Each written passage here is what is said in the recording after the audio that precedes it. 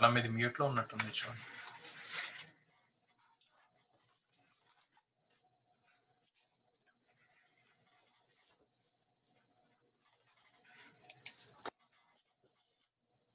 Vinil brother ఉన్నారా?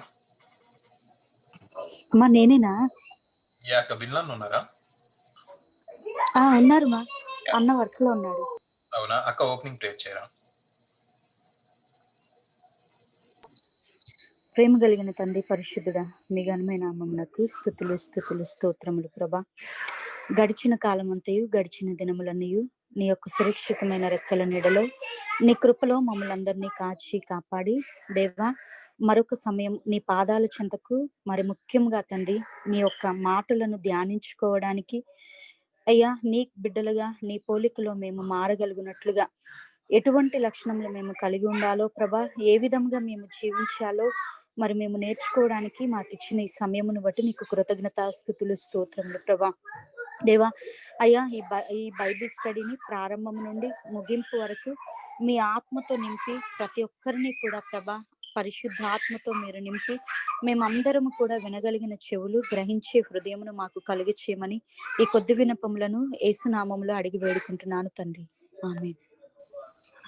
Thank you అక్క. మన మధ్యన ఉన్న శాంతి అక్క కొంతసేపు మన దేవుడిని ఆరాధనలో నడిపిస్తారు. ప్రైజ్ లార్డ్ అందరికీ. ఒకప్పుడు ఈ లోకంలో ఆయనకి దూరస్తులుగా జీవిస్తున్న మనలందరినీ ఆయన ఎంతగానో ప్రేమించి మనకు రక్షణ అనుగ్రహించి ఆయన బిడ్డలుగా ఆయన సొత్తుగా ఏర్పరచుకొని మన పాదమును త్రొట్టిల్లకుండా నిత్యం ఆయన వాక్కుతో మన బలపరుస్తూ ఆత్మీయంగా ఎంతో బలపరుస్తూ మనకి ఎన్నో మేలులు ఉపకారం చేస్తున్న దేవాతి దేవుని మనం నిత్యం స్తుతించిన రుణస్థలమే. మరొక దినం మనకు అనుగ్రహించి సాయంత్రకాల సమయంలో ఆయన ఆరాధించుటకు అవకాశం అనుగ్రహించిన ఆ దేవాతి దేవుని ఏమివ్వగల నా యేసయ్య అనే పాట ద్వారా స్తుతించి ఆరాధిద్దాం. ఏమివ్వగలనయ్యా నా యేసయ్యా, నీవు చేసిన మేలులకై. నేనేమివ్వగలనయ్యా నా యేసయ్యా, నీవు చేసిన మేలులకై. నిన్ను గూర్చి లోకమంత చాటనా, ఊపిరి ఉన్నంత వరకు పాడనా. నిన్ను గూర్చి లోకమంత చాటనా, ఊపిరి ఉన్నంత వరకు పాడనా. ఏమివ్వగలనయ్యా నా యేసయ్యా, నీవు చేసిన మేలులకై. నేనేమివ్వగలనయ్యా నా యేసయ్యా, నీవు చేసిన మేలులకై. గురిలేని నా జీవిత పయనములో దరి చేరి నిలిచిన నా దేవుడవు, మతిలేక తిరుగుచున్న నన్ను శృతి చేసి నిలిపిన నా దేవుడవు. ఎందుకింత నాపైన ఈ ప్రేమ, వర్ణించలేను నా యేసయ్యా. ఎందుకింత నాపైన ఈ ప్రేమ, వర్ణించలేను నా యేసయ్యా. నిన్ను గూర్చి లోకమంత చాటనా,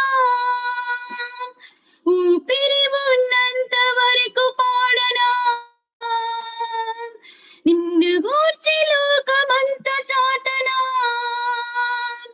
ఊపిరి ఉన్నంత వరకు పాడనా. ఏమివ్వగలనయ్యా నా యేసయ్యా, నీవు చేసిన మేలులకై. నేనేమివ్వగలనయ్యా నా యేసయ్యా, నీవు చేసిన మేలులకై. ఈ లోకములో నాకు ఎన్ని ఉన్నను, నీవు లేని జీవితం వ్యర్థమేనయ్యా. నీ సాక్షిగా ఇలలో బ్రతికిదనయ్యా, నీ చిత్తం నాలో నెరవేర్చుము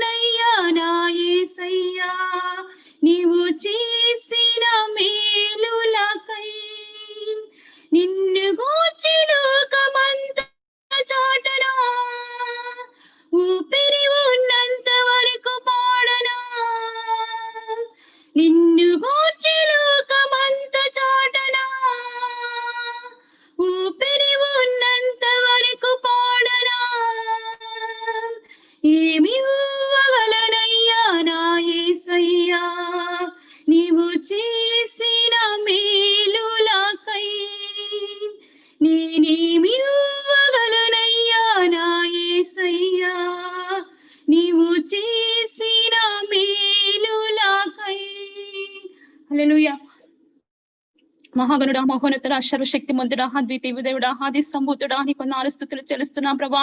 అవును ప్రభా, ఒకప్పుడు నీకు దూరస్తులము తయారైన మమ్మల్ని తండ్రి ప్రేమించి ప్రభా, మీరు రక్షణ అనుగ్రహించి ప్రభా, నీ బిడ్డలుగా నీ సొత్తుగా మమ్మల్ని ఏర్పరచుకున్నందుకు తండ్రి నీకేమిచ్చిన రుణస్తులు ప్రభా తండ్రి, నిత్యం స్తుతించిన ప్రభా, నీ రుణం తీర్చలేని ప్రభా తండ్రి, అనుక్షణం తండ్రి నీ దయగల హస్తం కింద భద్రపరుస్తు ప్రభా, నీ వాక్కుతో తండ్రి నిత్యం తండ్రి బలపరుస్తున్న నా దయ్యమా, నీకు నాలుగు స్తుతులు చెల్లిస్తున్నాను ప్రభా. ఈ సమయంలో తండ్రి నీ వాక్య ధ్యానం చేసుకోవచ్చు తండ్రి, మీ మాట్లాడబోచిన బిడ్డపై తండ్రి మీ ఆత్మాభిషేకమును కుమ్మరించి ప్రభా, మీ జ్ఞానమును అనుగ్రహించి ప్రభా, మీరు మాతో మాట్లాడమనొచ్చినారు ప్రభా తండ్రి. మమ్మల్ని అందరూ తృప్తిపరచండి తండ్రి. ఈ లోకంలో తండ్రి నీ సాక్షులుగా నిలబడుకు తండ్రి, మేము ఎట్టి రీతిగా తండ్రి నేర్చుకోవాలా తండ్రి. అలాంటి జ్ఞానమును వివేకం ప్రభా మా అందరికి మీరు అనుగ్రహించి ప్రభా, మాతో ఉండి నడిపించి మన ప్రభా ఈ కొద్ది విన్నపంలో తండ్రి యేసు నామములో అడిగి వేడుకుంటున్నాను తండ్రి, ఆమేన్.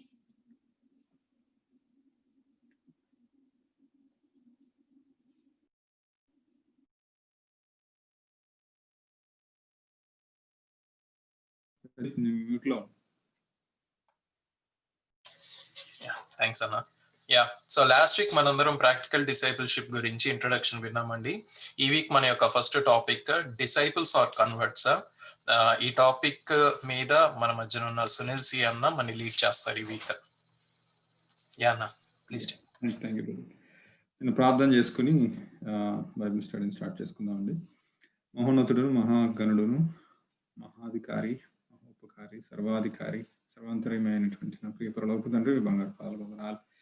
మరొక ఇదిగో ప్రభువా తరుణాన్ని మా జీవితాల్లో మీరు మాకు అనుగ్రహించినందుకు వందనాలు. ఇదిగోనైనా ఈ బైబిల్ స్టడీలో ఇదిగోనైనా డిసైపుల్షిప్ గురించి ఇదిగోనైనా ధ్యానించవచ్చుండగా ఈ వాక్యాన్ని ఇదిగో ప్రభువా మీ జ్ఞానంతో ఇదిగో ప్రభువా మీ ఆత్మశక్తితో మేము ధ్యానించడానికి సహాయాన్ని దయచేయమని ప్రభువా ఇదిగోనైనా మీరే మాకు మార్గం చూపి మీరే మాకు బోధకుడిగా ఉండి మమ్మల్ని నడిపించమని నజరేయుడైన యేసు నామములో అడిగి మిక్కిలి వినయంతో ప్రార్థన చేస్తూ వేడుకుంటున్నాను నా పరమ తండ్రి, ఆమేన్. I wanted to share my screen.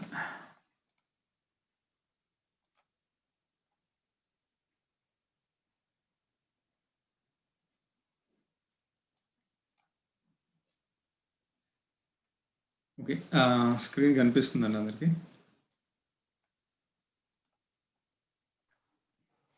నాకు కనిపిస్తుంది అన్న. ఓకే,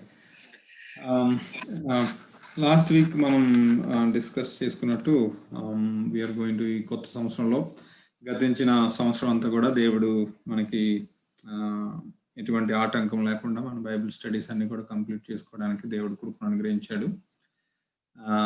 ఈ సంవత్సరం మరలా ఇంకొక సిరీస్ బ్రదర్ జాక్ పూనన్ గారు చేసినటువంటి బుక్స్ నుంచి, వాళ్ళు చేసినటువంటి సిరీస్ నుంచి ప్రాక్టికల్ డిసైపుల్షిప్ ఈ బైబిల్ స్టడీని మనం స్టార్ట్ చేసుకోవడానికి దేవుడు అవకాశం ఇచ్చాడు. దాన్ని బట్టి దేవునికి లెక్కలేని స్తోత్రాలు. మనం అందరం లాస్ట్ వీక్ డిస్కస్ చేసినట్టు ఇది కొంచెం difficult subject plus it touches every one. So మనం చదువుతున్న కొద్దీ, మనం స్టడీ చేస్తున్న కొద్దీ ఈ టాపిక్ అందరితోటి దేవుడు మాట్లాడతాడని అనుకుంటున్నాను నేను. అయితే before we actually go into the actual subject, discipleship అంటే ఏంటి, బైబిల్లో డిసైపుల్షిప్ గురించి ఏం చెప్పబడింది, అసలు దేవుడు what is the importance and what is the significance of the discipleship అని డిస్కస్ చేసుకుని మనం అందరం మెడిటేట్ చేసుకునే ముందు we'll go through a couple of initial reviews and initial మనం యాక్చువల్ సబ్జెక్ట్లోకి వెళ్ళక ముందు కొన్ని విషయాలు మనం చూద్దాము. సో ఐఎమ్ నాట్ షూర్ నేను ఈరోజు యాక్చువల్ సబ్జెక్ట్లోకి వెళ్ళగలమా లేదా తెలియదు కానీ, బట్ ఇది కొంచెం పెద్ద సబ్జెక్ట్ కాబట్టి let's slowly meditate and let's slowly look in to the word of God. So ఈ టాపిక్లో మనం చూస్ చేసుకున్న టాపిక్ ప్రాక్టికల్ డిసైపుల్షిప్. దాంట్లో మొదటి టాపిక్ వచ్చేసి disciples or converts. Disciples or converts అని శిష్యులా లేకపోతే మార్చబడినటువంటి వారా లేదంటే కన్వర్ట్ అయినటువంటి వారా అన్న టాపిక్ గురించి మనం స్టడీ చేసుకోబోతున్నాము. సో ఈ టాపిక్ లో వచ్చేసి we are going to meditate or we are going to address all these questions whatever I have mention here. What is discipleship means, discipleship అంటే ఏంటి, అసలు మనకి మూల వాక్యాలు ఏంటి, డిసైపుల్షిప్ మనం స్టడీ చేసేటప్పుడు మనం మూల వాక్యాలుగా వేటిని తీసుకుంటున్నాము, డిసైపుల్షిప్ అసలు గ్రేట్ కమిషన్ కి డిసైపుల్షిప్ కి రిలేషన్ ఏంటి, తర్వాత what other religions talking about discipleship, మిగతా మనకు తెలిసినటువంటి కొన్ని మత ఆచారాలు లేదంటే మతాలు అనుభవిస్తున్నటువంటి ప్రాసెస్ లో వాళ్ళు చెప్పే రిలీజియన్స్ గురించి, డిసైపుల్షిప్ గురించి ఇతర రిలీజియన్స్ ఏం చెప్తున్నాయి. So what is the difference between other religions discipleship and Christian discipleship. అదేవిధంగా ఈ డిసైపుల్షిప్ లేదా గ్రేట్ కమిషన్ అనేది ఓన్లీ జీసస్ క్రైస్ట్ ఎవరికి ఇచ్చాడు, అందరికీ ఇచ్చారా లేకపోతే శిష్యులకు మాత్రమే ఇచ్చారా, అదేవిధంగా where did Jesus disciples preach, ఈ డిసైపుల్ కింద చెప్పబడేటువంటి వారు యేసుక్రీస్తు యొక్క శిష్యులుగా చెప్పబడేటువంటి వారు ఏ ప్రాంతాల్లో వాళ్ళు అసలు పరిచర్య చేశారు, ఎంతవరకు పరిచర్య చేశారు, what does it mean by evangelism, అసలు ఇవాంజలిజం ఈ టాపిక్ లోకి ఎందుకు వచ్చింది, సో ఇవాంజలిజం అంటే ఏంటి, how do we make disciples, అసలు డిసైపుల్స్ ని ఎట్లాగా మనం చేయగలము, what are the conditions or qualifications of a disciple, so డిసైపుల్కి ఉండవలసినటువంటి లక్షణాలు ఏంటి, అదేవిధంగా what is the path way of disciples, ఒకసారి డిసైపుల్ కింద మారిన తర్వాత వాళ్ళు చేసే పనులు లేకపోతే వాళ్ళు వెళ్ళవలసిన మార్గం, వాళ్ళు నడుచుకోవాల్సిన మార్గం ఏంటి, ఈ పాయింట్స్ అన్నిటి గురించి so will do a brief discussion and then go into the actual topic. So first, what is discipleship means? So discipleship ante enti, in general terms lo discipleship ante శిష్యుడు శిష్యరికం చేయడం లేదంటే శిష్యునిగా చేరడం అని జనరల్ వర్డ్స్ లో వస్తుంది. So high level ఒకవేళ biblical meaning, ఒక హై లెవెల్ మీనింగ్ తీసుకుంటే గనక ఎవరైతే దేవుని సొంత రక్షకంగా అంగీకరించి దేవుడు చెప్పినటువంటి పనులు, దేవుడు ఏదైతే యేసుక్రీస్తు ఏదైతే పని చేయమన్నాడు, ఏదైతే ప్రజలందరికీ తెలియజేయమన్నాడో దాన్ని తెలియజేసేవాడు యేసుక్రీస్తు యొక్క శిష్యుడు అన్నమాట. హై లెవెల్ డెఫినేషన్ చూసుకుంటే గనక మనం. So Christian discipleship is a process by which disciples grow in the Lord Jesus Christ and are equipped by the Holy Spirit who resides in our hearts to overcome the pressures and trials of this present life and become more and more Christ-like. చివరికి discipleship యొక్క goal ఏంటంటే క్రీస్తు సారూప్యతలోనికి మనం మారడం, క్రీస్తుని మనం కలిగి ఉండి క్రీస్తుని రక్షకునిగా అంగీకరించి యేసుక్రీస్తు ఏదైతే మనకి చేయమని చెప్పాడో వాటిని అవలంబించేవాడు లేదంటే వాటిని పాటించేవాడు యేసుక్రీస్తు యొక్క శిష్యుడు అనమాట. That is called in high level 10th లో. సో డిసైపుల్షిప్ అంటే సో ఈ అర్థం కింద తీసుకుంటాం. Okay, this is high level. When we go into the actual word of God and actual topic లోకి వెళ్ళే కొద్దీ సో అసలు డిసైపుల్షిప్ అంటే ఏంటి, ఇంకా అసలు దేవుడు ఏం చేయమన్నాడు అనేది మనం మెల్లగా నేర్చుకుంటాము. సో తర్వాత నెక్స్ట్ టాపిక్ వచ్చేసి base verses we are going to meditate. So మొత్తం ఈ సెషన్ అంతా కూడా సో ప్రాక్టికల్ డిసైపుల్షిప్ ఈ మొత్తం సిరీస్ లో ఈ మన స్క్రీన్ మీద ఉన్నటువంటి ఈ 2 వర్సెస్ ని బేస్ చేసుకుని మొత్తం మనం స్టడీ అంతా జరుగుతుంది అనమాట.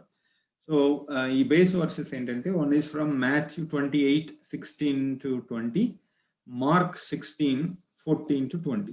ఈ 2 కూడా బేస్ వర్సెస్. మొత్తం మన ఈ ప్రాక్టికల్ డిసైపుల్షిప్ బైబిల్ స్టడీ అంతా కూడా ఈ 2 వర్సెస్ ని లేదంటే ఈ 2 పోర్షన్స్ ని మనం స్టడీ చేస్తూ ముందుకెళ్తాం. So just I will read out quickly. So these base verses మత్తయి 28వ అధ్యాయం 16వ వచనం నుంచి 20వ వచనం వరకు. 11 మంది శిష్యులు యేసు తమకు నిర్ణయించిన గలిలయలోని కొండకు వెళ్ళిరి. వారు ఆయనను చూచి ఆయనకు మ్రొక్కిరి గాని కొందరు సందేహించిరి. అయితే యేసు వారి యొద్దకు వచ్చి, పరలోకమందును భూమి మీదను నాకు సర్వాధికారము ఇయ్యబడి ఉన్నది. కాబట్టి మీరు వెళ్ళి సమస్త జనులను శిష్యులనుగా చేయుడి.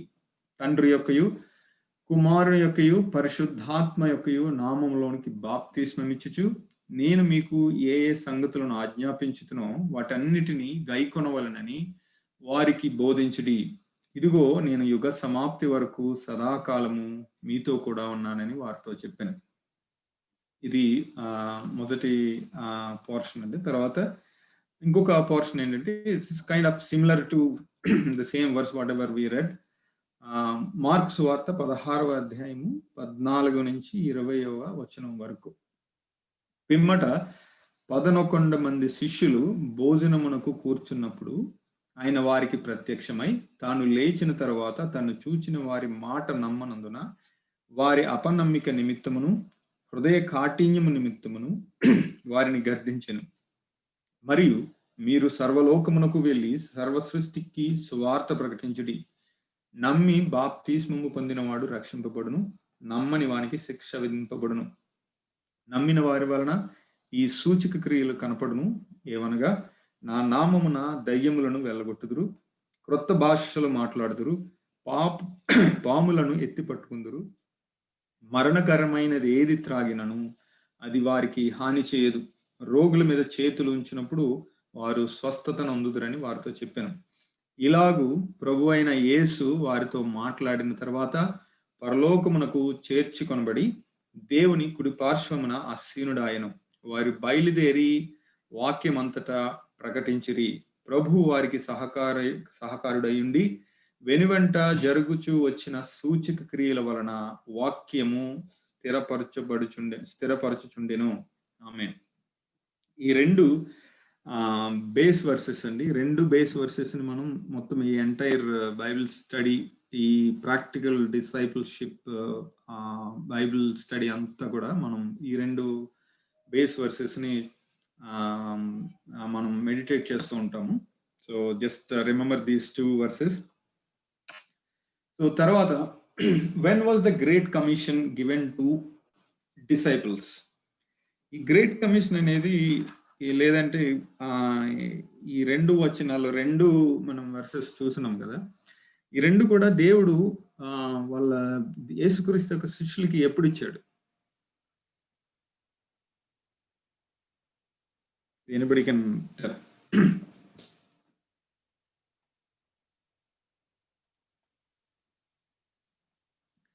సో ఇంతకు ముందు చూసిన రెండు వచనాలు కనుక అబ్జర్వ్ చేస్తే గనక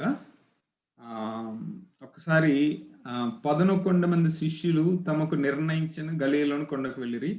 వారు ఆయనను చూచి ఆయనకు మ్రొక్కిరి గాని కొందరు సందేహించిరి. కొందరు సందేహించరంటే యేసుక్రీస్తు చనిపోయిన తర్వాత శిష్యులందరూ ఒక చోట కూడి యేసుక్రీస్తుతో పాటు వాళ్ళందరూ ప్రార్థన చేసుకునే ఒక స్థలం గలిలయలోని కొండ దగ్గరికి వెళ్ళారు. యేసుక్రీస్తుని చూసినప్పుడు కొంతమంది భయపడి ఆయన దగ్గరికి వెళ్ళలేదు. సో ఈయన అసలు మన యేసుక్రీస్తు కాదని చెప్పేసి సందేహించారు. కొంతమంది అయితే మ్రొక్కిరి కానీ కొందరు సందేహించిరి అని ఉంది.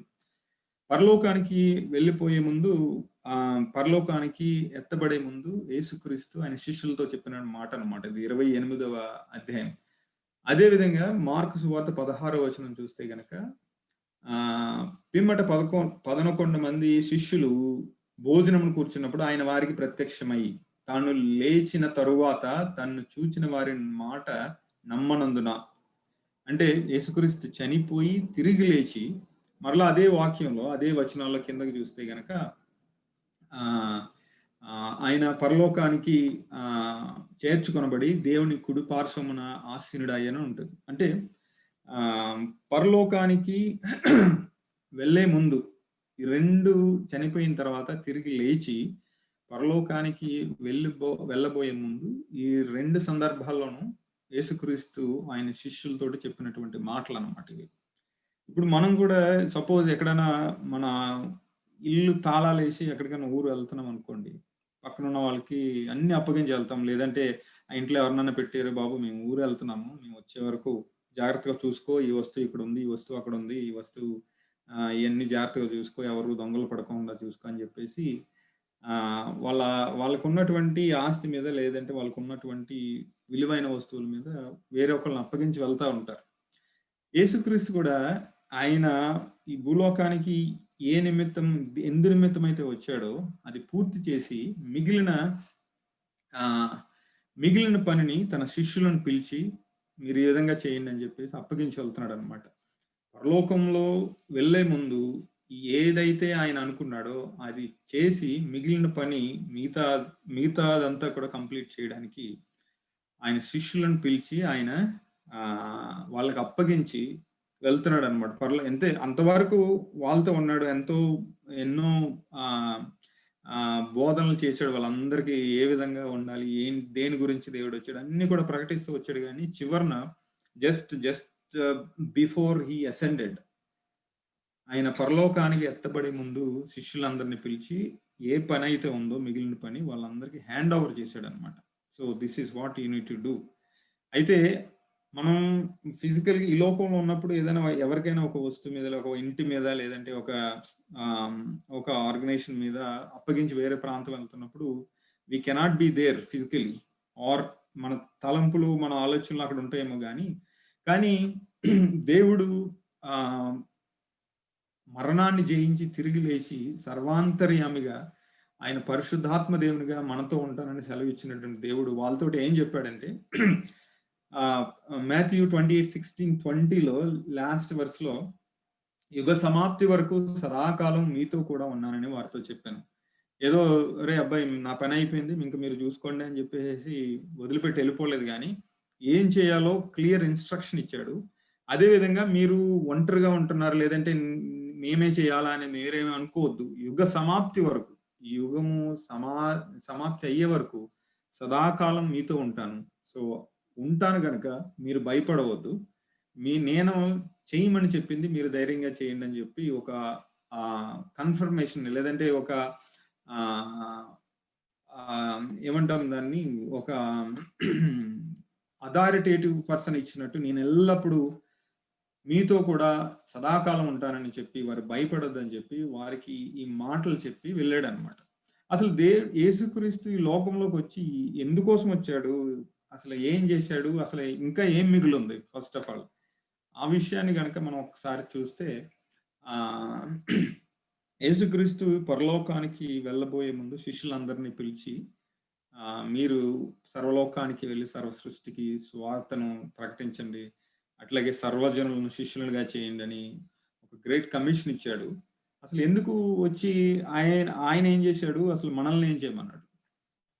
జాన్ 3:16లో చూస్తే కనుక, దేవుడు లోకమును ఎంతో ప్రేమించను కాగా ఆయన తన అద్వితీయ కుమారునిగా పుట్టిన వాని యందు విశ్వాసం ఉంచి ప్రతి వాడును నశింపక నిత్య జీవం పొందినట్లు ఆయనను అనుగ్రహించను.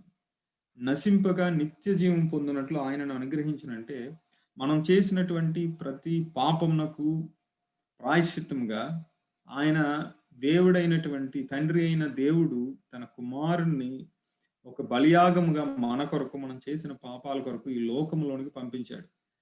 ఆ పంపించినటువంటి దేవుడు ఈ లోకంలోకి ఎవరైతే కుమారునిగా వచ్చున్నాడో ఆ కుమారుడు తను చేయవలసింది, తన పాప పరిహారార్థ బలిగా మన పాపములకు బలిగా ఆయన బలి అయ్యి సిలువలో మనకు నిత్య జీవం పొందినట్లు ఆయన అనుగ్రహించినంటే, మనం నిత్య జీవంలోకి వెళ్ళాలంటే అక్కడతోటి పని అయిపోలేదు. ఆయన మరణించాడు, తిరిగి లేచాడు, మరణాన్ని జయించాడు. కాకపోతే మిగతా మొత్తం ప్రపంచంలో, మొత్తం ఈ భూమి మీద ఉన్నటువంటి ప్రతి వ్యక్తి కూడా ఎవ్వరు కూడా నాశనం అవడానికి వీల్లేదు. ఏ వ్యక్తి కూడా నాశనం అవడానికి వీల్లేదని కోరుకుంటున్నాడు కనుక ప్రతి వ్యక్తి దేవుడు అసలు ఎవరు, యేసుక్రీస్తు ఎందుకు వచ్చాడు ఈ లోకంలోకి, ఏ విధంగా జీవించాడు, ఏ విధంగా మరణాన్ని గెలిచి తిరిగి లేచాడు, ఇవన్నీ కూడా మీరు ప్రజలందరికీ తెలియజేయాలని ఆయన పనిని ఆయన ముగించి మిగిలిన పనిని ఎవరికైతే సువార్త, లేదంటే ఆయన ఎందుకు వచ్చాడు, దేవుని కుమారుడు ఎవరు, ఏ విధంగా మన కొరకు బలి అయ్యాడని సువార్తను ప్రజలందరికీ తెలియజేయాలని ఆ పనిని మిగిలిన శిష్యులకు అప్పగించి ప్రపంచమంతా భూలోకమంతా వెళ్ళి మీరు ప్రకటించండి అని ఆ యొక్క పనిని శిష్యులకు అప్పగించి మరలా పరలోకానికి వెళ్ళాడు అనమాట. ఆ పని ఎందు నిమిత్తమైతే ఆయన వచ్చాడో ఆ పనిని ముగించాడు. అయితే మిగతా భూమి మీద ఉన్న ప్రతి మానవుడు కూడా రక్షింపబడాలి, నిత్య జీవనంకు వారసులుగా అవ్వాలని చెప్పి శిష్యులను భూలోకం అంతా వెళ్ళి మీరు శిష్యులుగా చేయండి, సువార్తను ప్రకటించండి పంపించాడు. అయితే ఈ శిష్యులు ఒక్కసారి మనం ఈ డిసైపుల్షిప్ గురించి అదర్ రిలీజియన్స్ ఏమి మాట్లాడుతున్నాయని చూస్తే కనుక, సో మనకి తెలిసిన రిలీజియన్స్ లో కొన్ని రిలీజియన్స్ డిసైపుల్షిప్ మీద నేను కొంచెం స్టడీ చేస్తే, so I could able to capture few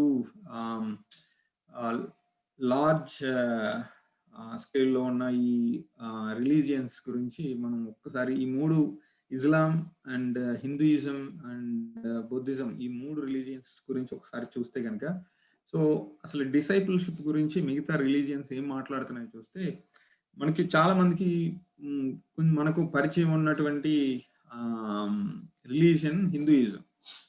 అయితే మనకు చాలా మందికి తెలుసు అసలు హిందూయిజంలో డిసైపుల్షిప్ గురించి ఏం చెప్పబడిందంటే, the one who surrenders his everything, that is his body, wealth and life unto the guru and learns yoga from him. This is the definition was given in Hinduism for a discipleship. Okay, so ఈ discipleship గా ఒక శిష్యుడిగా ఉండాలంటే తనకున్న సమస్తము కూడా, తనకి కలిగినటువంటి ఆస్తి కానీ, ఫ్యామిలీ కానీ, బంధుమిత్రులు ఎవరైనా సరే వాళ్ళందరినీ విడిచిపెట్టేసి గురువు పాదాల దగ్గర ధ్యానిస్తూ గురువు దగ్గర విద్య నేర్చుకోవడం, ఈ దానిని శిష్యరికం చేయడం అంటారు హిందూయిజంలో. అయితే when many Hindu followers begin path of spiritual enlightenment, so most of the times ఈ హిందూ డిసైపుల్షిప్ లో ఏం చెప్తారంటే, వాళ్ళు గురువులు నేర్చుకున్నటువంటి విద్యల గురించి శిష్యులకు నేర్పుతారు. అదే విధంగా వాళ్ళకి ఏం చెప్తారంటే, నువ్వు తన సొంత ఎన్లైటన్మెంట్ అంటే ఆత్మ వెలిగింపబడడానికి మార్గాన్ని చూపిస్తారు అనమాట. అయితే ఈ హిందూ రిలీజియన్ లో డిసైపుల్షిప్ లో ఏంటంటే, శిష్యుడుగా చేరినటువంటి వ్యక్తి ఏం చేస్తాడంటే కొంతకాలానికి గురువు కింద మారుతాడు అనమాట. సో అది టార్గెట్ బేసికలీ. సో గురువు గారి దగ్గర నేర్చుకున్నటువంటి విద్య అంతా నేర్చుకుని గురువుకి విధేయుడిగా ఉంటూ గురుదక్షిణ చెల్లిస్తూ, గురుదక్షిణ అంటే హీ హ్యాస్ టు, శిష్యుడు అనేవాడు he has to pay something to the గురువు అనమాట. సో ఆ గురుదక్షిణ చెల్లించిన తర్వాత అతను గురువు దగ్గర నుంచి ఏ అయితే నేర్చుకున్నాడు విద్యలన్నిటిని ప్రాక్టీస్ చేస్తూ, సో అతని గోల్ ఏంటంటే గురువులాగా మారాలి అని అనే గోల్కి వాళ్ళని నడిపిస్తూ ఉంటాడు అనమాట గురువు. ప్లస్ ఇంకో మెయిన్ డిఫరెన్స్ ఏంటంటే, దీంట్లో మెయిన్గా చూడవలసింది హిందూయిజంలో ఉన్నటువంటి డిసైపుల్షిప్ గురించి. There are some limitations. హిందూయిజంలో ఉన్న డిసైపుల్షిప్ లో అందరికీ కూడా శిష్యులు ఒక గురువు దగ్గర ఒక శిష్యుడిగా చేరి అతని దగ్గర నుంచి ఆధ్యాత్మికతకు లేదా స్పిరిచువల్ టీచింగ్స్ నేర్చుకోవాలన్నా, వేరే ఎనీ ఆర్ట్ లేదంటే వేరే ఏది నేర్చుకోవాలన్నా కూడా, so it is restricted to some castes అనమాట. అంటే పూర్వకాలం మన గ్రంథాలన్నీ కూడా హిస్టరీ చూసినా లేదంటే వాళ్ళ మత గ్రంథాలు ఇవన్నీ చూసినా కూడా, సో లోయర్ క్యాస్ట్కి ఎక్కడ కూడా ఒక గురువు దగ్గరికి వెళ్ళి వాని దగ్గర నుంచి విద్య నేర్చుకోవడం లేదంటే వాళ్ళ దగ్గర నుంచి వాళ్ళకి తెలిసినటువంటి జ్ఞానాన్ని అభ్యసించడం అనేది అన్ని క్యాస్ట్లకి కూడా ఇవ్వబడలేదు. It is very restricted to 1 or 2 castes అంతే. సో అయితే ద మెయిన్ డిఫరెన్స్ ఈ హిందూయిజంలో ఉన్నటువంటి రిలీజియన్ డిసైపుల్షిప్ కు ప్లస్ క్రిస్టియన్ డిసైపుల్షిప్ కి ఏంటంటే మెయిన్ డిఫరెన్స్, సో యేసుక్రీస్తు చెప్పింది ఏంటంటే సర్వలోకానికి వెళ్ళి అందరినీ సర్వజనులను శిష్యులుగా చేయమన్నాడు. So whereas in Hindu discipleship, so they are having some restrictions and limitations.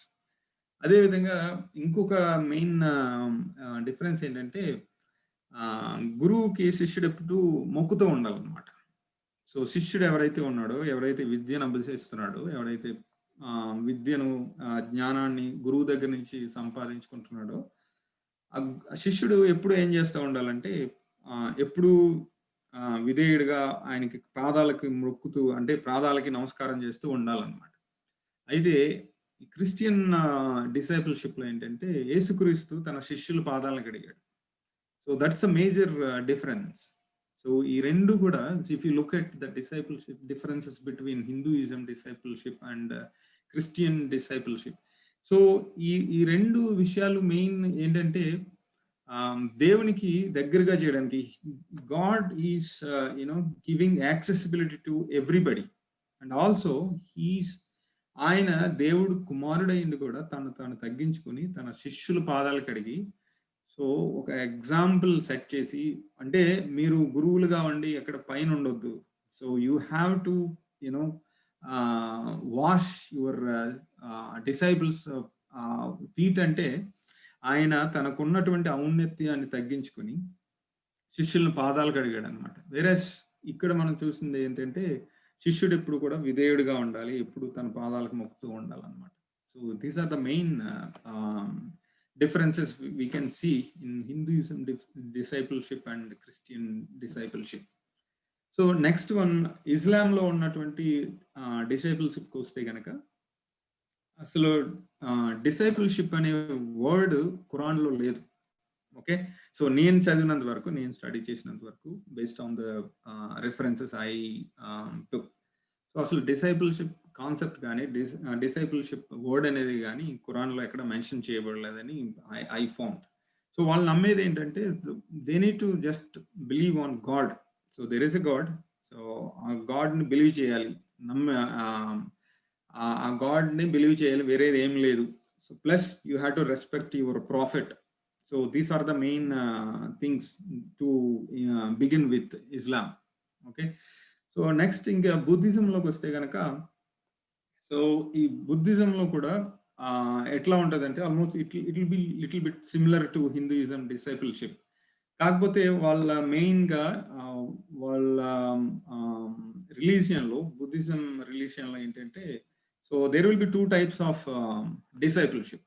అంటే ఒకళ్ళు ఒక కేటగిరీకి చెందినటువంటి వాళ్ళు ఇంకొక కేటగిరీకి ఇంకొక కేటగిరీలో డిసైపుల్స్ ఉంటారు అనమాట.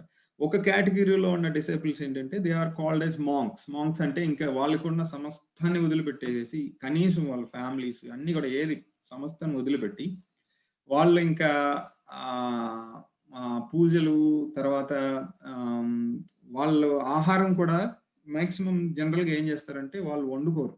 బుద్ధిస్ట్ మాంక్స్ ఏంటంటే దే విల్ గో ఫర్ దాన్ని భిక్షాటన అంటారు. భిక్షాటనకు వెళ్ళి ఫుడ్ అందరి దగ్గరికి వెళ్ళి తీసుకొని అవన్నీ కలెక్ట్ చేసుకుని వాళ్ళు తింటారు అనమాట. సో ఇట్లాంటి ప్రాసెస్ వాళ్ళు ఫాలో అవుతూ ఉంటారు.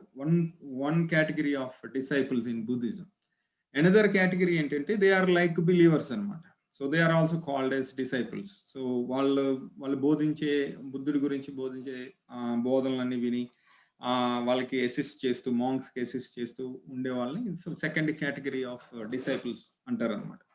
అయితే so the God or the superior person who is leading these 2 religions, వీళ్ళు ఏంటంటే మానవులుగా ఉండి మధ్యలో దేవుడు ప్రత్యక్షమయ్యి వాళ్ళు ఒక భక్తి మార్గాన్ని ఎంచుకుని అక్కడి నుంచి వాళ్ళ రిలీజియన్ స్టార్ట్ చేసినట్టు మనం చూస్తాం. బట్ వేరేస్ ఇన్ క్రిస్టియానిటీ అసలు దేవుడు పుట్టక ముందే మధ్యలో 30 సంవత్సరాల తర్వాత యేసుక్రీస్తు దేవుడిగా మారినటువంటి వాడు కాదు. So he has prophetical birth. అంటే అనేక మంది ప్రవచించారు యేసుక్రీస్తు పుట్టబోతున్నాడు, ఈ విధంగా కన్యక అయిన మరియకు లేదంటే కన్యక గర్భాన్ని పుట్టబోతున్నాడు అని అనేకమైనటువంటి ప్రవక్తల ద్వారా ప్రవచన నెరవేర్పు ద్వారా యేసుక్రీస్తు లోకమునకు వచ్చాడు అనమాట. ఆయనకి గురించి, ఆయన పుట్టుక గురించి, ఆయన మరణం గురించి ఏదైతే చెప్పబడిందో, సో అదే విధంగా ఈ భూలోకానికి వచ్చాడు. ఏదైతే ఆయన గురించి రాయబడిందో అవన్నీ కూడా నెరవేర్చి భూలోకంలో మరణించి తిరిగి లేచి ఈ భూలోకం నుంచి పరలోకానికి వెళ్ళాడు అనమాట. So that is the difference. అంటే మధ్యలో దేవుడు కనిపించి నువ్వు ఒకరికి మధ్యలో దేవుడు కనిపించిన ఈ మార్గాన్ని ఫాలో అని చెప్పింది ఒకళ్ళైతే, ఈ లోకంలో ఈ భూమి మీద జరుగుతున్నటువంటి ఈ విలాసాలకు ఇవన్నీ కూడా ఇవన్నీ వేస్ట్ అని చెప్పి మధ్యలో ఒక దేవుడిగా లేదంటే ఒక దైవభక్తి కలిగినటువంటి వ్యక్తిగా మారినటువంటి రిలీజియన్ ఒక ఆయన ఫాలో అయితే, సో దాంట్లో ఉన్నటువంటి రిలీజియస్ డిసైపుల్షిప్ గురించి ఈ విధంగా చూడొచ్చు ఆ రెండు religions, Islam and Buddhism. So these are the few points about other religions who is actually following discipleship, what it is. Okay, next one. Okay, so ఇప్పుడు ఈ గ్రేట్ కమిషన్ అనేది మనం చూసిన రెండు బేస్ వర్సెస్ లో చూస్తే కనుక స్టార్టింగ్ లో ఈ డిసైపుల్షిప్ అంటే ఈ 11 మంది శిష్యులు ఈ 11 మంది శిష్యులకే చెప్పబడినట్టు ఉంటుంది ఈ రెండు వాక్యాలు కూడా. ప్రజలందరికీ చెప్పినట్లు లేదు, కానీ శిష్యులు ఎక్కడైతే యేసుక్రీస్తు చనిపోయిన తర్వాత ఒక చోట గ్యాదర్ అయినప్పుడు ఈ 11 మంది శిష్యులు వాళ్ళ దగ్గరికి యేసుక్రీస్తు ప్రత్యక్షమై వాళ్ళతో చెప్పినటువంటి మాటలు ఇవి ఈ రెండు సందర్భాల్లో కూడా. ఓకే, ఈ మాటలను చూస్తే చాలా వరకు చాలా డిస్కషన్స్, చాలా కాంట్రవర్సీ డిస్కషన్స్ కూడా అరౌండ్ దీస్ టూ వర్సెస్ ఉన్నాయి. బట్ సో మనం అసలు what happened and what was the fact అని చూస్తే కనుక అసలు ఈ గ్రేట్ కమిషన్ రెండు వర్సెస్ ని బేస్ చేసుకుని ఓన్లీ ఈ గ్రేట్ కమిషన్ తన యేసుక్రీస్తు శిష్యులకే ఇవ్వబడిందా అంటే, so let's look in to the facts. అసలు ఏం జరిగింది, దేవుడు యాక్చువల్ టాపిక్ లోకి వెళ్ళినప్పుడు మనం we can study. But so అసలు హై లెవెల్లో జనరల్ గా యేసుక్రీస్తు ఇది చెప్పింది ఏ విధంగా అప్లై అయింది, ఓన్లీ శిష్యులకు మాత్రమే అప్లై అయిందా? ఒకవేళ శిష్యులకు మాత్రమే చెప్పుంటే గనక ఈ వాక్యాలు, లేదంటే శిష్యులకు మాత్రమే దర్శించి దేవుడు వాళ్ళను మాత్రమే సమస్త జనులను శిష్యులుగా చేయడానికి పంపిస్తే గనక, సో యేసుక్రీస్తు జన్మించి చనిపోయింది క్రీస్తు శకం 34వ సంవత్సరంలో యేసుక్రీస్తు చనిపోయినాడు. అయితే ఆయన చనిపోయే సమయానికి అందరూ కూడా యెరూషలేం ప్రాంతంలోను మన యూదా ఇజ్రాయెల్ ప్రాంతంలోనే మొత్తం శిష్యులు అందరూ కూడా ఉన్నారు. ఆయన చనిపోయిన తర్వాత చెల్లాచెదరు చేయబడి అనేక ప్రాంతాలకి శిష్యులందరూ కూడా వెళ్ళారు. ఈ శిష్యులందరూ కూడా ఒకవేళ ఈ ఆజ్ఞ గనక శిష్యులకు మాత్రమే అయితే వాళ్ళందరూ ప్రపంచం అంతా తిరిగి మొత్తం ప్రపంచంలో ఉన్న ప్రజలందరికీ కూడా శిష్యుల కింద చేశారా, లేదంటే మొత్తం అందరికీ కూడా దేవుడు ఏం చెప్పమన్నాడు అది చెప్పేశారా? ఒకవేళ అదే నిజమైతే గనక మొదటి శతాబ్దంలోనే, అంటే ఫస్ట్ సెంచరీలోనే మొత్తం అందరికి కూడా దేవుని వాక్యం అందింపబడి అందరూ కూడా క్రీస్తు శిష్యులుగా, లేదంటే మోర్ దెన్ 75% ఒకవేళ యేసుక్రీస్తు శిష్యులుగా మారి ఉండేవారేమో. కానీ ఈ రోజుకి కూడా మనం ఇంకా we are still striving to reach people, అంటే ఇంకా అనేక మందిని ఇంకా రీచ్ అవ్వడానికి ట్రై చేస్తూ ఉన్నామంటే, so maybe it is not only for his disciples. దేవుడు యేసుక్రీస్తు సర్వలోకమునకు వెళ్ళి సర్వ సృష్టిని లేదా సర్వజనులను శిష్యులుగా చేయమనేది వాక్యము కేవలం శిష్యులకు మాత్రమే కాదు.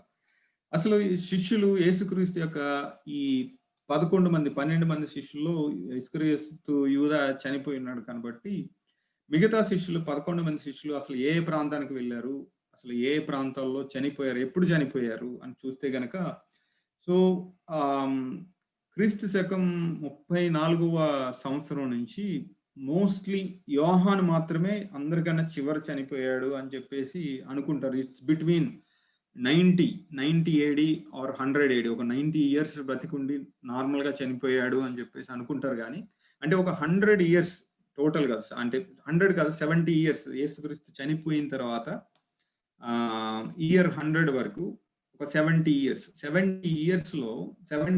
తో యేసుక్రీస్తు శిష్యులందరూ చనిపోయారు. వాళ్ళందరూ అసలు ఎక్కడెక్కడ ఎంతకాలం పరిచర్య చేశారు, ఏ ప్రాంతాలకు వెళ్ళారు, అసలు ఎక్కడ చనిపోయారు అని చూస్తే I got high level information and high level details of all the 12 disciples.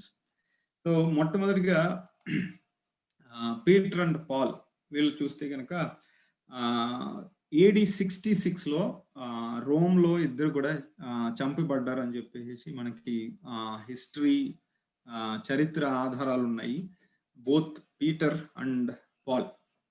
అదేవిధంగా నెక్స్ట్ యాండ్రూ చూసుకుంటే కనుక యాండ్రూ వచ్చేసి ఆంద్రేయ ఆయనకి ఎప్పుడు ఎక్కడ చంపబడ్డాడు అన్నది, so we don't have any dates recorded in the history. Okay, so mostly ఆయన పరిచయం చేసింది కొంత ఏషియాలో ఉన్న కొంత ప్రాంతంలో ఆంద్రేయ పరిచయం చేశాడు. అట్లాగే టర్కీ అండ్ గ్రీస్ లో కూడా కొంతవరకు పరిచయం చేశాడని హిస్టరీ ఆధారంగా మనం తెలుసుకోవచ్చు. అట్లాగే థామస్ కూడా ఆయన ఎప్పుడు ఏ డేట్ లో చనిపోయాడు, ఏ ఇయర్ లో చనిపోయాడు అనేది మనకి ఎగ్జాక్ట్ గా డీటెయిల్స్ అయితే లేవు, కానీ మోస్ట్లీ 99% ఇండియాలో చనిపోయినాడని 99% అంటే కొంతమంది ఇండియాలో చనిపోలేదు అంటారు కానీ, బట్ మనకి తెలిసినటువంటి మన చుట్టూ ఉన్నటువంటి ఆధారాల ప్రకారం థామస్ చెన్నైలో చంపివేయబడ్డాడని చెప్పేసి మనకి హిస్టరీ ఆధారాలు ఉన్నాయి. తర్వాత ఫిలిప్ కూడా నార్త్ ఆఫ్రికాలో లేదంటే ఏషియాలో కొంత భాగంలో పరిచయం చేశాడని ఎవిడెన్సెస్ ఉన్నాయి. ప్లస్ ఫిలిప్ కూడా ఎప్పుడు చనిపోయాడు, ఏ కాలంలో చనిపోయాడు అన్నది మనకి రికార్డెడ్ గా ఎక్కడ కూడా అయితే చెప్పబడలేదు.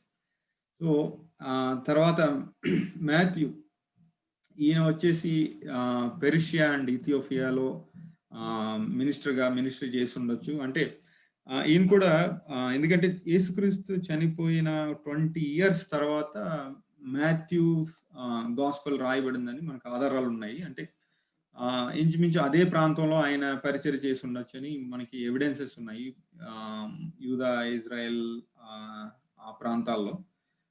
కాకపోతే we don't have the exact date where and when he died అన్నదానికి మనకి ప్రాపర్ ఎవిడెన్సెస్ అయితే లేవు. ప్లస్ మిగతా బర్తులమై వచ్చేసి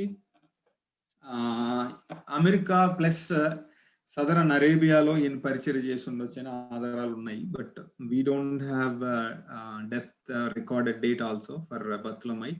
plus James,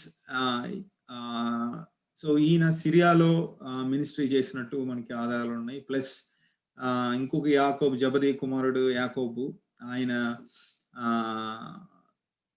year 44 about 11 years after the death ఆయన చంపివేయబడ్డాడు అని చెప్పేసి మనకు ఆధారాలు ఉన్నాయి. ప్లస్ సైమన్, ఆయన సో అరౌండ్ 67 or 68 ADలో ఆయన కూడా చంపబడ్డాడు అని చెప్పేసి ఆధారాలు ఉన్నాయి.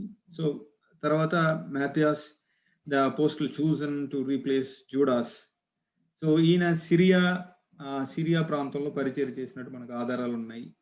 ప్లస్ జాన్, సో జాన్ ఒకడే, యోహాన్ ఒకడే ఒక 90 అరౌండ్ 90 AD లేదంటే 100 ADలో చనిపోయినట్టు మనకి ఆధారాలు ఉన్నాయన్నమాట. సో వీళ్ళందరూ కూడా ఆల్మోస్ట్ యేసుక్రీస్తు శిష్యులందరూ కూడా ఆయన బోధించిన ప్రకారము లేదంటే ఆయన వాళ్ళకి చెప్పిన ప్రకారము అనేక ప్రాంతాలకు, ప్రపంచమంతా కూడా అనేక ప్రాంతాలకు వెళ్ళి సువార్తను ప్రకటించారు, అనేక మందిని శిష్యులుగా చేయడానికి ప్రయత్నించారు. కానీ సో ఈ 100 years తర్వాత, సో ఒక్కసారి అసలు ఈ ఫస్ట్ సెంచరీలో క్రిస్టియన్ రిలీజియన్ ఎక్కడెక్కడ స్ప్రెడ్ అయిందని చూస్తే కనుక, so if you look at this map, so ఈ మ్యాప్ లో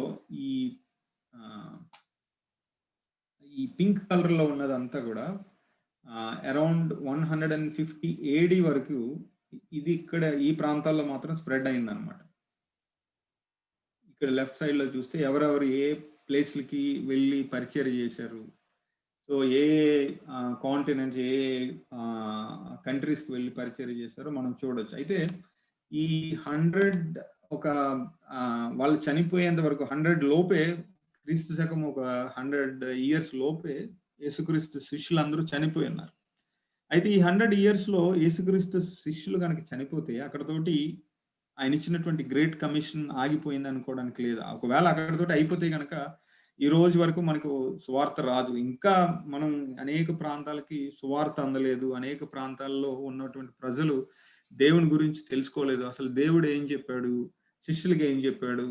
అసలు అంతవరకు ఆగిపోతే ఇది అందరికీ సువార్త చెప్పడానికి మనం ఆ సువార్త చెప్పవలసిన అవసరం మనకి ఏంటి అన్నది ఆలోచిస్తే, once we study more into the Great Commission, once we study more into the discipleship, we'll understand. Okay, so ఇది ఒక 25% కూడా 10% మాత్రమే వాళ్ళు రీచ్ అవ్వగలిగారు అనమాట. యేసుక్రీస్తు శిష్యులు ప్రపంచం అంతా కూడా వెళ్ళి ఒక 10 to 15% మాత్రమే వాళ్ళు చేయగలిగారు. సో ఇట్ మీన్స్ డిసైపుల్షిప్ అనేది, లేదంటే great commission. So discipleship and evangelism అనేది these two are part of a great commission. Okay, so ఈ డిసైపుల్షిప్ గ్రేట్ కమిషన్ అనేది ఓన్లీ శిష్యులకు మాత్రమే కాదు. శిష్యులు వాళ్ళకి దేవుడు ఇచ్చినటువంటి అవకాశం వరకు వాళ్ళ శిష్యులుగా మార్చడానికి అనేక మందిని ప్రపంచవ్యాప్తంగా అనేక చోట్లకు వెళ్ళి మార్చారు. అయితే ఒక శిష్యుడు వెళ్ళి ఇంకొక శిష్యుడికి బోధించేటప్పుడు, ఇంకొక వ్యక్తికి బోధించేటప్పుడు అదే వాక్యం బోధిస్తాడు. దేవుడు ఎట్లా చేయమన్నాడు, మీరు కూడా ఎట్లా చేయండి అని చెప్పి. సో అందువల్ల ఈ వాక్యము శిష్యులకు మాత్రమే కాదు, అందరికీ కూడా యేసుక్రీస్తు మొత్తం సర్వజనులను శిష్యులుగా చేయమన్నాడు కనుక, ఒకవేళ దేవుని యొక్క వాక్యము, దేవుని యొక్క సువార్త మన దగ్గరకు వస్తే, వాక్యాన్ని చేత పట్టుకుని మనం కూడా దేవుని సువార్తను అనేక మందికి బోధించి, దేవుడు ఏదైతే కోరుకున్నాడో సర్వజనులను శిష్యులుగా చేయబడి ఏదైతే ఆజ్ఞాపించాడో మొట్టమొదటి శిష్యులకి, మన మీద కూడా అదే భారం దేవుడు పెట్టున్నాడు అనమాట. దాన్ని మిగతా దేవుని చిత్తం అయితే నెక్స్ట్ సెషన్ లో మనం కంటిన్యూ దేవుడు చెప్పింది ఏం చేయమన్నాడు. అసలు యాక్చువల్ గా మనం జాక్ పునన్ గారి సిరీస్ తీసుకుని ఇవి మెడిటేట్ చేస్తున్నాం కాబట్టి ఇవన్నీ కూడా. So before we actually get into the actual topic, I wanted to share all these things so that we will have some understanding what is actual discipleship means. So discipleship అంటే ఏంటి, దేవుడు ఏం చేయమన్నాడు, ఇవన్నీ కూడా. So ఇది base కింద use అవుతుందని ఇవన్నీ కూడా నేను కలెక్ట్ చేయడం జరిగింది. సో ఇంతవరకు చెప్పిన వాటిలో ఏదైనా క్వశ్చన్స్ ఉంటే we can spend some time for the questions అండి. So we can continue next week what other topics, actual topic లోనికి మనం నెక్స్ట్ వీక్ కంటిన్యూ అవుదాం.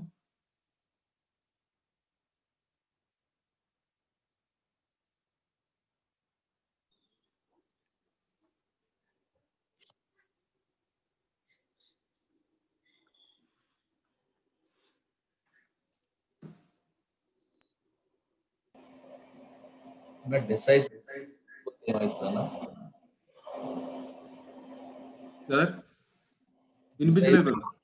డిసైపుల్షిప్ చేయకపోతే ఏమవుతుంది? దేవుడు బైబిల్లో ఎక్కడైనా డిసైపుల్షిప్ చేయకపోతే you are not allowed into heaven అని ఎక్కడ లేదు brother. So but if God is telling something, if God is giving some commandment, if we are obeying that, we are obeying God's word. దేవుని మాటను మనం obey చేస్తున్నాం, గౌరవిస్తున్నాం. దేవుని మాట, దేవుని యొక్క ఉద్దేశాన్ని నెరవేర్చడానికి మనము ఆయన మాటకి ఒబే చేస్తున్నాం అన్నమాట. మనకి పొందినటువంటి రక్షణ మనం కలిగి ఉండి మనం దేవుని దగ్గరికి వెళ్ళడానికి ఏదైతే అవసరమో అది మనం చేస్తాం. కాకపోతే this is a kind of great commission given to everybody. If we are obeying, we are in, అంటే దేవుని యొక్క మాటకి మనం ఆయన చిత్తాన్ని నెరవేర్చే వారంగా విధేయత చూపిస్తున్నాం. ఇది చేయకపోతే మీరు నా శిష్యులు కాదు, లేదంటే నా బిడ్డలు కాదని కానీ, లేదంటే you are not allowed to be with me అనేది కానీ లేదు బ్రదర్. యాక్చువల్ గా మాథ్యూ 10:38 లో దేవుడు ఎవరైతే వాళ్ళ సిలువెత్తుకుని నన్ను వెంబడించారో సో వాళ్ళు పాత్రులు గారు నాకు అని దేవుడే చెప్తారు. I mean everything is inter related. Mail అనేది నెరిగి ఉండి చేయకపోతే అది పాపం అని ఉంది. సో పాపము అంటే ఇంకా మెయిల్ అనేది అంటే ఈ దేవుని యొక్క సువార్తను అందరినీ శిష్యులుగా చేయమన్నాడు. తండ్రి యొక్కయు కుమారుని యొక్కయు పరిశుద్ధాత్మ యొక్క నామంలోనికి బాప్తిస్మం ఇవ్వండి అని చెప్పాడు. సో అది మెయిల్ అయినది అందరికి కూడా ఇట్స్ గుడ్ న్యూస్. అది మెయిల్ అయినది అయ్యుండి కూడా మనం చేయకపోతే గనక అది పాపం. గ్రేట్ కమిషన్ అనేది కమాండ్ కాబట్టి ఏ ఆజ్ఞని మనం అతిక్రమించినా అది పాపమే అవుతుంది. సో గ్రేట్ కమిషన్ అనేది కమాండ్, అదేం సలహా కాదు అనేది ఫస్ట్ మనం అండర్స్టాండ్ చేసుకోవాలి. అది ఆజ్ఞ అయినప్పుడు ఆటోమేటిక్ గా ఆజ్ఞ అతిక్రమమే పాపం అయిపోతుంది. సో అన్న అలాంటప్పుడు great commission is it an option? అంటే మనం అందరినీ శిష్యులుగా చేయవలసిన అవసరం, అంటే అందరూ శిష్యులుగా అవ్వాల్సిన అవసరం లేదా? We'll study more into that, Pradeep. Yeah. We go into the actual topic. అన్న నేను ఒక పాయింట్ యాడ్ చేస్తాను అన్న దీనికి. ఇక్కడ యేసుక్రీస్తు ప్రభు ఒక దగ్గర చెప్తా, నేను చెప్పిన మాటలు చేయకుండా నన్ను ప్రభువా అని ఎట్లా అంటారు అని చెప్పేసి ఒక దగ్గర అంటారు అన్న. సో నన్ను ప్రభువా అనే వాళ్ళు ఏం చేయాలా, నేను చెప్పిన మాటలు మీరు చెయ్యాలి అని చెప్పేసి చెప్పారు. సో యాక్చువల్ గా యేసుక్రీస్తు ప్రభువు ఆయన చెప్పినప్పుడు ఆయన ఇంటెన్షన్ కూడా అన్న, ఆయన ఏమి ఈ లోకానికి వచ్చి మనల్ని పరలోకం తీసుకెళ్ళిపోవాలి అనేదే ఆయన సోల్ ఇంటెన్షన్ కాదు. ఆయన అసలు యాక్చువల్ గా వచ్చిందే మనము ఆయన స్వారూప్యంలో మారబడాలి, సిన్ నుంచి మనం వేరవ్వాలి అనేది జరగాలి అనే దానికోసము ఆయన వచ్చారు. So and ultimate goal is eternal life. So ఇప్పుడు అది ఆ ప్రాసెస్ లో డిసైపుల్ గా లేకుండా మనము జస్ట్ డిసైపుల్ అవ్వకుండా ఉంటే అది జరగదు మన లైఫ్ లో. అదే యాక్చువల్ గా టాపిక్. మనం మోర్ టాపిక్ లో వెళ్ళినప్పుడు ఆబ్వియస్ గా మనం అది చూస్తాము, డిసైపుల్స్ ఆర్ కన్వర్ట్స్ అని అన్నప్పుడు. సో ఆ కన్వర్ట్స్ గా ఉండి డిసైపుల్స్ గా అవ్వకపోతే మనకి ఉపయోగం లేదు. ఈ లోకంలో ఉన్నప్పుడు మన వల్ల వేరే వాళ్ళకి ఉపయోగం లేదు, దేవుడికి ఉపయోగం లేదు మన వల్ల. Yeah, but the whole purpose is to get the eternal life. Okay, దానికోసం నిత్య జీవన్ మనకి ప్రసాదించడానికి యేసుక్రీస్తు లోకానికి వచ్చాడు. ఇవన్నీ కూడా ఇంటర్ రిలేటెడ్. ఎక్కడ కూడా సో జనరల్ గా మనం చేసింది ఆజ్ఞాతిక్రమము పాపము, తర్వాత మనం చూసేది సిలువను ఎత్తుకొని నన్ను వెంబడించబడిన వాడు కాదంటాడు. ఇవన్నీ కూడా సో దేవుడు ఈ బేస్ వెర్సెస్ లో చూస్తే గనక నేను చెప్పినది అంతా కూడా చెప్పమన్నాడు. ఏం చెప్పాడు అనేది మనం స్టడీ చేస్తే, so again everything we need to follow. At the end of the day, we need to obey him, we need to follow him, we need to do whatever God is saying. So akkadike veltayi anni kuda. So it's all are interrelated. ఏం చేయమన్నాడు అసలు? నేను చెప్పింది అందరికీ చెప్పమన్నాడు. ఇక్కడ నేను మీకు ఏ సంగతులను ఆజ్ఞాపించుతునో అంటే యేసుక్రీస్తు భూమి మీద ఉన్నప్పుడు ఏ సంగతులను ఆజ్ఞాపించాడో అంటే అవన్నీ కూడా ఫాలో చేయడమే, వాటిని ప్రకటించమన్నాడు అందరికీ. యేసుక్రీస్తు ఈ లోకంలో ఉన్నప్పుడు ఏమేమి బోధించాడు, అన్ని ఎలా ఉండమన్నాడు, అవన్నీ కూడా ఫాలో అవ్వడమే, అవన్నీ కూడా చేయడం. ఇవన్నీ చేయండి, అందరికి బోధించండి, అందరికీ తెలియజేయండి, వాటన్నిటిని గైకొలమని వారికి బోధించుడి అన్నాడు.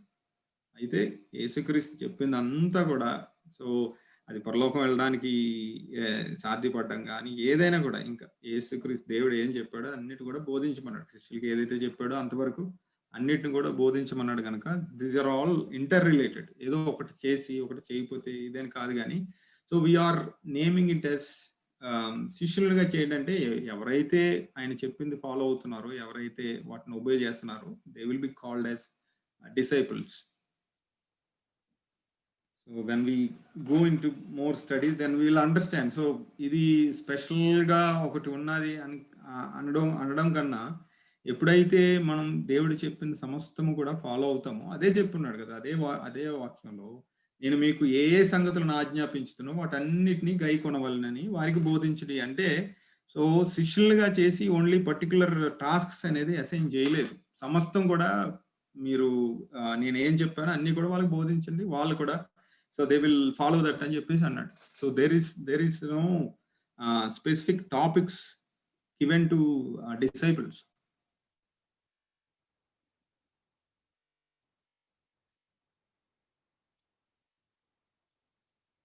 శిష్యులుగా ఉంటే ఇది చేయాలి, లేదంటే ఇట్లా ఉంటే ఇది చేయాలని రూల్స్, రెస్ట్రిక్షన్స్ ఏం పెట్టలేదు. కానీ సమస్తం కూడా నేనేం చెప్పానో అవన్నిటి బోధించండి అన్నాడు.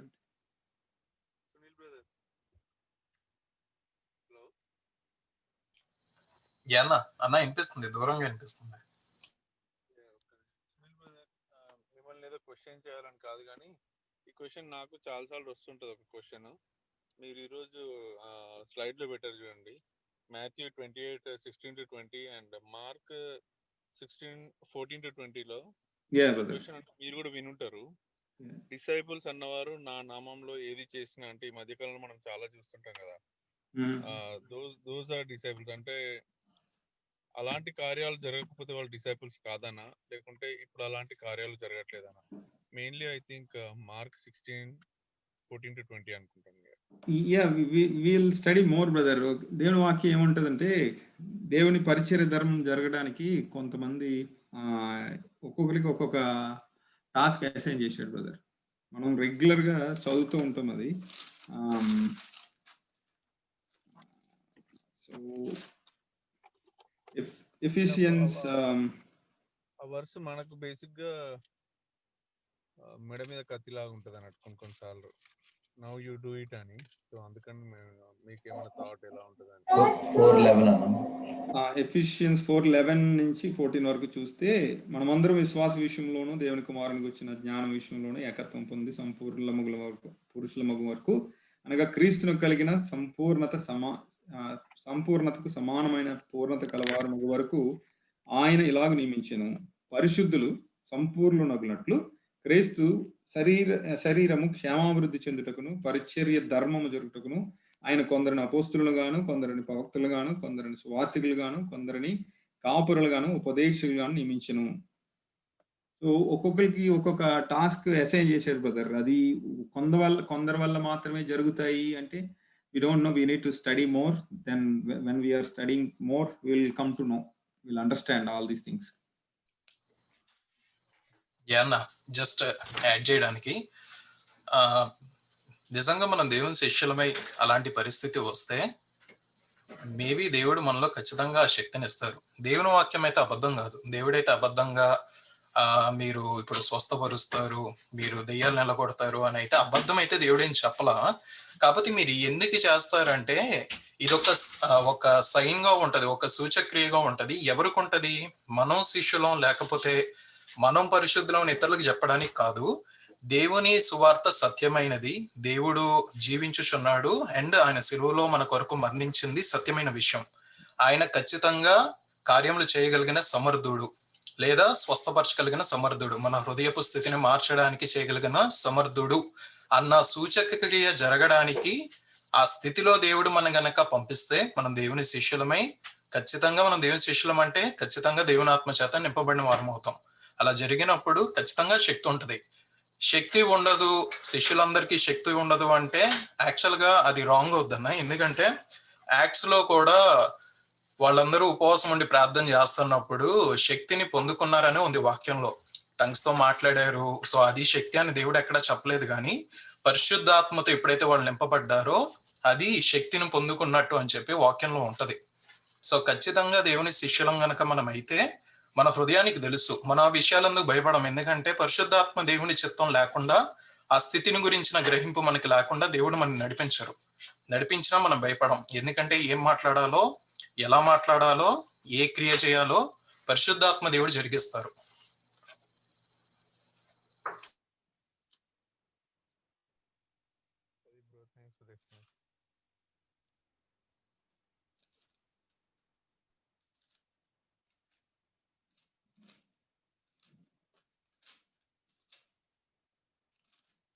Any more questions, brother? We can see all these topics next week, brother. I'm not getting exact verses, and one more verse I have about healings and all.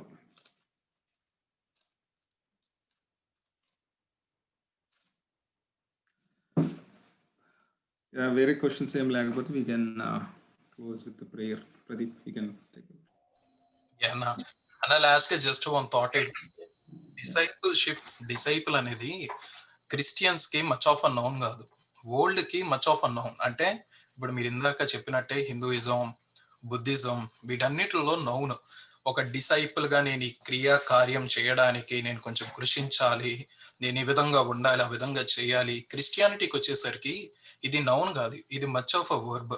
ఇప్పుడు ఫర్ ఎగ్జాంపుల్ వినిల్ అన్న మంచి పనివాడు, పని చేస్తాడు అని చెప్తే పనివాడు అనేది అన్న పేరు కాదు, అన్న పేరే అన్నకి. కానీ అన్న ఎలాంటి గుణం కలిగి ఉన్నాడో దాన్ని మనం చెప్పేది జస్ట్ ఒక వర్బ్ లో ఉంటది, వాళ్ళ పనితనం.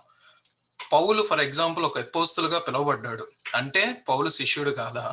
పౌలు శిష్యుడే, మొదట శిష్యుడు అయ్యాడు దేవునికి, తన శిష్యుల దగ్గరికి వెళ్ళాడు, సమాధానం కలిగి ఉన్నాడు.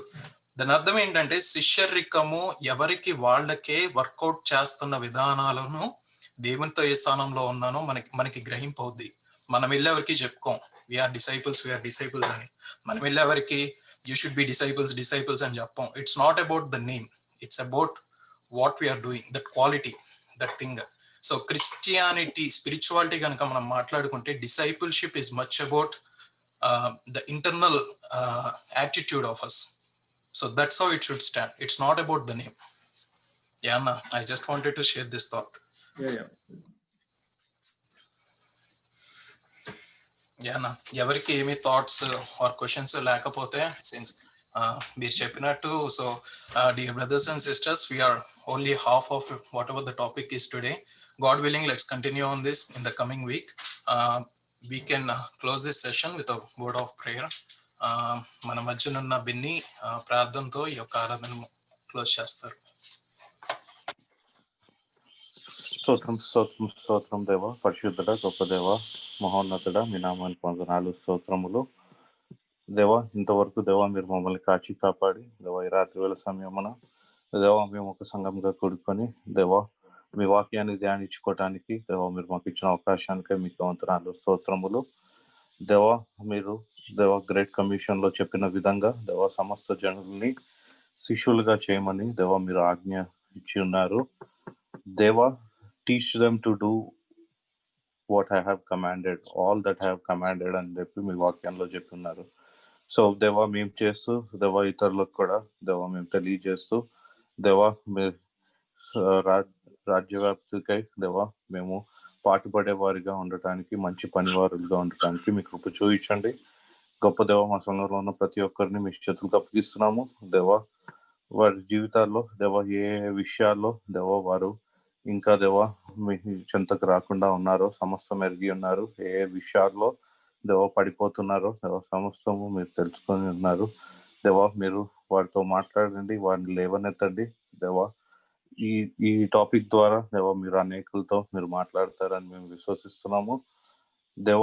అనేక విధంగా దేవ మేము ఏ స్థితిలో అయితే ఎక్కడైతే పడిపోయి ఉన్నామో దేవ మీరు వాటిని ఎత్తి చూపించి దేవ వాటిని మేము మార్చుకోవటానికి దేవ మీ కృప చూపించండి దేవ. ఇప్పటి వరకు మేము మాట్లాడుకున్న మాటల్లో ఏమైనా తప్పులుంటే మమ్మల్ని క్షమించండి దేవ. మీ జ్ఞానాన్ని, మీ తెలివిని దేవ మీ ఆత్మ ద్వారా దేవ మీరు మా అందరికీ దయచేయమని, చిన్న ప్రార్థనలు ఏమైనా తప్పులుంటే క్షమించమని యేసుక్రీస్తు నామములో అడిగి వేడుకుంటున్నాము తండ్రి, ఆమేన్.